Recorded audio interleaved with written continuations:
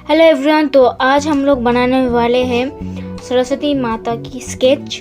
तो मैंने आउटलाइन कर लिया है कंप्लीट।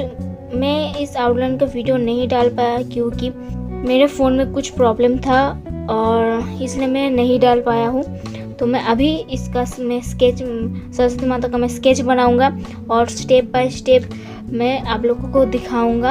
आप भी मेरे साथ बनाना, ठीक है। अभी मैं स्टार्ट करने वाली हूँ इस ड्राइंग का स्केच। मैं यूज़ करूँगा एक मैकेनिकल पेंसिल जो कि एचबी का लीड। तो मैं फर्स्ट लेयर यही पेंसिल से मैं दूंगा। तो आप देखना मैं कैसे क्या करती हूँ। तो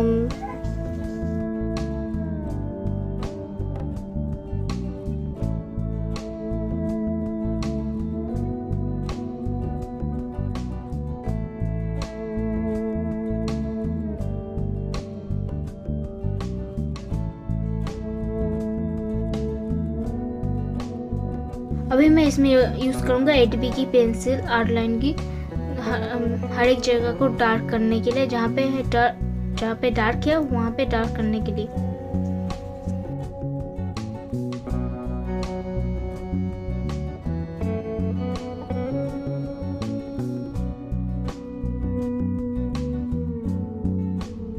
तो आप लोग वीडियो को अच्छे से देखना, आप लोग समझ जाओगे कि मैं कैसे ड्राइंग करा हूँ। तो आप लोग भी आसानी से कर लोगे।